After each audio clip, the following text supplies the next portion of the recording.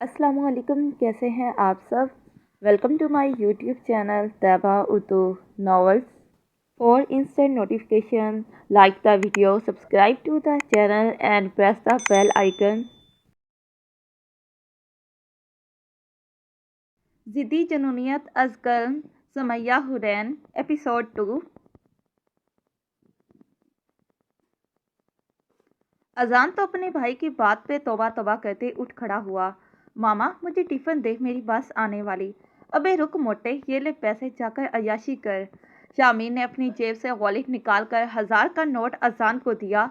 अजान ने एक नज़र पैसों को देखा और बोला, अल्लाह आपके नसीब बेहतर करें। बकौल आपके कि आप फ़हीम और चर्च का धंधा करते हैं तो मौजरत, मुझे हराम का पैसा नहीं चाहिए। ये कहते अजान बाहर की तरफ चल दिया और अहमद साहब गुस्से में अपनी बेगम पे फट पड़े। देख रही हैं आप, अब ये नालायक हमें इस उम्र में हराम खिलाएगा और हम चाह कर भी कुछ नहीं कर सकते, क्योंकि लाड साहब फिर से घर छोड़ जाएंगे और ना जाने कितने साल अपने माँ बाप को अपनी शक्ल दिखाने के लिए इंतजार की सूली पर लटकाएंगे। अहमद साहब अपना गुस्सा निकालते अपने काम पे चल दिए। पीछे आमना बेगम इनके पीछे दौड़ी और रुबा इसको घूर कर बोली, अच्छा हुआ अजान ने पैसे नहीं लिए, खुद तो आवारा हो, अब इस मासूम बच्चे को भी बिगाड़ कर अपने जैसा करना चाहते हो। तुम उस्तानी साहिबा मेरी अम्मा ना बना करो, रह गई मेरे भाई की बात। इसको कैसा बनाना कैसा नहीं मुझे अच्छे से मालूम है। अब तुम मेरे मामले में पड़ी ना तो तुम्हारा वो हाल करूंगा। खुद से भी नजरें मिलाते वक्त 100 बार सोचोगी। शामिर ने दिल जला देने वाली मुस्कुराहट के साथ कहा तो रोबा इसकी बात से सुर्ख पड़ती इसे दिल ही दिल में सलावतें सुनाते वहां से हट गई। जबकि मीरब शामिर के हाथों से पैसे लेती बोली, ये मुझे दे दे, क्योंकि मैं अपने भाई को बहुत अच्छे से जानती हूँ। जितना भी मवालियों वाला गेटअप बदल लेना तो कभी खुद हराम खाएगा, ना ही अपने घर वालों को खिलाएगा। इतना अंधा एतबार अच्छा नहीं मेरी डॉल। मैं वो तुम्हारा छोटा सा भाई अब नहीं रहा जिसमें बचपन में भी शराफत का चोला नहीं पहना था। अब तो वैसे भी तुम्हारा भाई एक गुंडा है। वेरी फनी, आपने कहा, मैंने मान लिया। मुझे नहीं पता भाईजान इन 6 सालों में आपके साथ क्या हुआ जिसकी वजह से आप ऐसे बन गए, पर ये एक बहन का दावा है मेरा भाई अपने माँ बाप की परवरिश दी हुई भूल जाए, इम्पॉसिबल। आपकी रगों में भी गर्देजी खानदान का खून है जो कभी नहीं बदल सकता, चाहे जिंदगी में जैसा तूफान भी क्यों ना आया हो। मेरा भाई कैसा है मैं अच्छे से जानती हूँ। अब आप शराफत से उठें और मुझे यूं ही छोड़ दें। मीरा जल्दी से डाइनिंग टेबल साफ करते बोली, जबकि शामिर सीटी बजाते बाहर को चल दिया। माजी रुबा अली आमना बेगम की सौतेली बहन थी। आमना बेगम की माँ हलीमा कम उम्र में ब्याही गई थी और कम उम्री में ही बेवा हुई थी। बहुत मुश्किल से उन्होंने आमना की परवरिश की थी और अपनी पड़ोसन दोस्त के बेटे अहमद से ब्याह दिया था।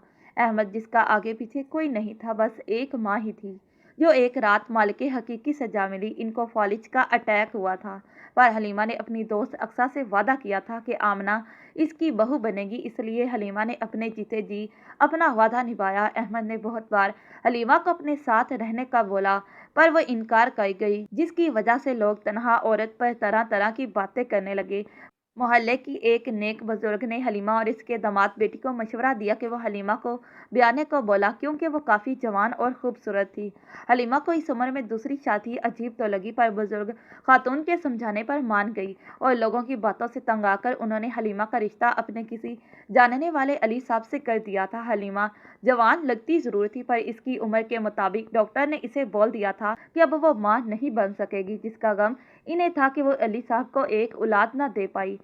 ना ही अली साहब ने शिकवा किया। एक रात अली साहब इन्हें बाहर घुमाने ले गए तो रास्ते में एक एक्सीडेंट हुआ पड़ा था। अली साहब जब निकलकर गाड़ी के पास आए तो इसमें छोटी सी फैमिली थी। मियाँ बीवी तो मौके पर वफात पा गए, पर इसमें बच्ची बच गई जिसको ये हस्पताल लेकर गए। बच्ची का आगे पीछे कोई नहीं था, इसलिए हलीमा और अली ने इसे अपनी बेटी बनाकर अपना नाम दिया और इसका नाम रोबा अली रखा। रोबा जब 10 साल की थी तब इसे पता चला हलीमा और अली साहब इसके सगे माँ बाप नहीं। हलीमा को हर वक्त ये गम खाए रखता कि अगर कभी रुबा के कोई वाली वारिस निकल आए और इसे लेकर कहीं दूर चले गए तो वो कैसे रह पाएगी। इसका जिक्र अक्सर वो अली साहब से करती। एक दिन ये डर वो अली साहब से शेयर कर रही थी कि रुबा ने सुन लिया और दोनों मियाँ बीवी ने इसको सुनते हुए देख भी लिया, जिससे मजबूर होकर इन्हें सब बताना पड़ा, क्योंकि वो इसको कभी खो नहीं सकते थे। रुबा भी इनसे काफ़ी अटैच हो गई थी। इससे तो अपने माँ बाप का पता भी नहीं था। जब से रुबा ने आंख खोली, इन्हें ही अपने माँ बाप के रूप में पाया, तो वह इनसे बदगुमान कैसे होती। अली साहब हलीमा को उम्रे पे ले गए। रास्ते में इनका जहाज क्रैश हुआ और वो दोनों मौके पर वफात पा गए, जिससे रुबा और आमना टूट गई थी। पर अहमद साहब ने दोनों को संभाल लिया और दोनों मियाँ बीवी ने इसकी परवरिश की। रुबा के वालिदैन की वफात के बाद रुबा हमेशा के लिए आमना के पास रह गई।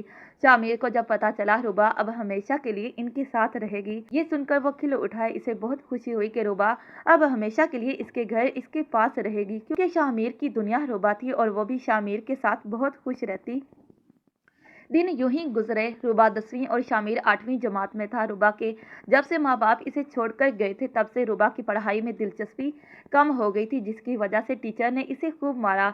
ये बात जब शामिर को पता चली तो वो अपनी गुलेल लेकर इनकी क्लास में पहुंचा और टीचर को गुलेल से निशाना बनाया, जो कि टीचर की आंख को जख्मी कर गया था।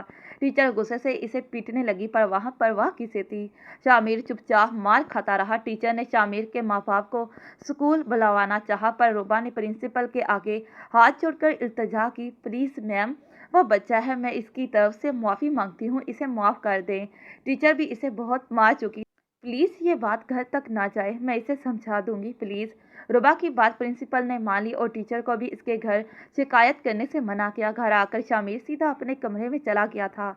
आमना को यही लगा कि आज फिर इसका झगड़ा स्कूल में किसी लड़के से हुआ होगा, क्योंकि अक्सर स्कूल में इसके छोटे मोटे झगड़े होते रहते थे। रुबा इसके पीछे भागी और कमरे में आकर चीखी, ये क्या हरकत थी शामिर, तुमने टीचर्स को क्यों मारा, तुम्हें शर्म नहीं आती। हाँ, नहीं आती शर्म, इसने आपको क्यों मारा, मैं आपसे इश्क करता हूँ, मैंने कभी आपको हाथ तक नहीं लगाया, तो इसने आपको क्यों मारा, चिटाक। शामिर अभी बोल रहा था कि रुबा का हाथ उठा। क्या बकवास कर रहे हो, अपनी उम्र देखो, जब बकवास की है तुमने मतलब भी तुम जानते हो, शर्म करो, खाला हूँ मैं तुम्हारी, क्यों मेरी जान का अजाब बने फिरते हो, कब तक बचाऊंगी मैं तुम्हें, दूर हो जाओ मेरी नज़रों से, कभी अपनी शक्ल मत दिखाना। ये कहते ही रुबा इसके कमरे से निकल गई। रुबा के जाते ही कुछ देर शामिर कमरे में बंद रहा। रात को जब खाने पे सब बैठे थे और अहमद साहब ने इसकी क्लास ले डाली कि वो आजकल पढ़ाई में दिल नहीं लगा रहा और इसकी शैतानियां बढ़ती जा रही थी, उन्होंने भी गुस्से में से आकर इसे घर छोड़ने की बात कर दी, जिससे गुस्से में आकर शामिर बाहर को चल दिया और आमना बेगम इसके पीछे भागी। शामिर, रुक जाओ मेरे बच्चे, तुम जाते हो, तुम्हारे बाबा यूं ही गुस्सा करते हैं, रुको शामिर। आमना बेगम के लाख रोकने पे भी शामिर नहीं रुका और बाहर चल दिया। आमना बेगम अंदर आते ही अहमद साहब पे भड़की, आपने ऐसा क्यों किया अहमद साहब, पता नहीं कहाँ चला गया होगा मेरा बेटा। आमना रोते हुए बोली, बस करो आमना बेगम, कहीं नहीं गया, आपका लाडला बाहर आवारागर्दी करके घर ही आएगा। ये बात अहमद साहब को वक्त बताएगा कि अपने गुस्से में वो क्या कर बैठे थे। शामिर जब बाहर आया तो गुस्से में था और गुस्से में पैदल कहाँ चल दिया इसको भी पता न चला। अभी शामिर आगे जा रहा था जब इसे अपने पीछे किसी का गुमान हुआ, तो अपने कदम रोक के इससे पहले वो पीछे मुड़ता, किसी ने इसके मुंह पे कोई रुमाल रख दिया और वो बेहोश हो गया। कुछ लोगों ने इसे उठाया और गाड़ी में डाला और अपनी मंजिल को चल दिए। शामिर को जब होश आया तो खुद को एक सुनसान कमरे में पाया, जहाँ बहुत से बच्चे लूटी फूटी हालत में पड़े थे। किसी का हाथ नहीं था तो किसी का पाँव नहीं था, किसी की उंगली नहीं थी तो किसी का मुंह जला हुआ था। शामिर अपने चकराते सर को थामकर अभी बच्चों से कुछ पूछता कि एक आदमी अंदर आया और दूसरे से बोला, इसके साथ क्या करें यार, ये तो है भी बहुत खूबसूरत, कम वक्त क्या काटें, वैसे अगर ये मासूर हो भी गया, इसे कोई इतनी खैरात नहीं देगा, तो फिर क्या करें, इसके साथ करना क्या है। कुछ नहीं बॉस, जो दूसरा धंधा बोलने को कह रहे थे वो अब शुरू करेंगे, इसके लिए ये लड़का सही है। वैसे भी आजकल के लड़के इस उम्र में इश्क और आशिकी में लग जाते हैं। बोल बे, लड़के किसी को पसंद करता है, कोई लड़की वड़की प्यार में फंसाई है कि नहीं, सच्ची बता, रात को तू इस सुनसान सड़क पे क्या कर रहा था और तुझे डर नहीं लगता क्या, बोल, गूंगा है क्या, इसके जबड़ों को झंझोड़ते हुए पूछा गया। वैसे तू है बड़ा खुश नसीब, हम तुझे इन बच्चों की तरह माजूर नहीं कर रहे, तेरे हुस्न ने तुझे बचा लिया जो अब हमें फ़ायदा देगा। तुम्हें करना ये है, लड़कियों को अपनी मोहब्बत के जाल में फंसाकर इन्हें हमारे पास लाना है, तुझे भी अय्याशी करवाएंगे, हम भी करेंगे और आगे धंधा चलाएंगे, बता करेगा हमारे लिए काम। اور یہ بتا اکیلے روڈ پہ کس محبوبہ کا شوق منا رہا تھا؟ اگر تیری نظر میں ہے تو بتا، ہم تیرا ساتھ دیں گے، اس کو اٹھائیں گے۔ ابھی وہ بول رہا تھا، شامر ان کی بکواس سنتے پاس پڑا مٹی کا مٹکا اٹھا کر اس شخص کے سر میں دے مارا۔ اپنے آس پاس نظر دوڑائی تو اسے ایک سائڈ پہ چیئر پڑی نظر آئی تھی، اس نے وہ اٹھائے، وہ بھی اس کی پیٹھ پہ دے ماری اور دھاڑا کاٹ کر رکھ دوں گا اگر میری روبا کے بارے میں کوئی بکواس کی تو۔ جانے کیسی جنونیت چڑھی تھی اس کے سر پہ، شامر پاگل سا ہو گیا تھا۔ حالانکہ تھا تو وہ خود بھی ایک بچہ، پر یہاں جتنے بچے تھے ان سب سے بڑا تھا اور کافی سمجھدار بھی۔ اتنی گھٹیا گفتگو سے شامر پاگل ہوتا اسے دوبارہ مارنے لگا کہ دوسرے آدمی نے ہوش میں آتے اسے پکڑا۔ سب بچے اس کی جرأت ہمت کو دیکھتے حیران تھے۔ یہ پہلا بچہ تھا جس نے اتنی بہادری دکھائی تھی۔ جو آدمی مار کھائے نیچے پڑا تھا، انہوں نے تیش میں آتے ہوئے اس حیوان جیسے بچے کو پکڑا اور اس کو لے کر ٹارچر روم میں لے جا کے پہلے ہاتھ باندھے اور پھر اس پہ کوڑے برسائے۔ سے اس کی چیخ نکلی پر اس شخص کو رحم نہ آیا۔ اب بول، مانے کا میری بات؟ نہ نہیں، جو مرضی کر لے، کبھی نہیں مانوں گا۔ شامر کی بات سنتے اس آدمی کو اور غصہ آیا تو اسے زبردستی کبھی سگریٹ نوشی کرواتا تو کبھی چرس دیتا تاکہ شامر مجبور ہو جائے، پر وہ کوئی عام انسان نہیں تھا۔ شامر گردیزی تھا جو مرنا پسند کر سکتا تھا پر غلاظت کی دلدل میں نہیں پھنس سکتا تھا۔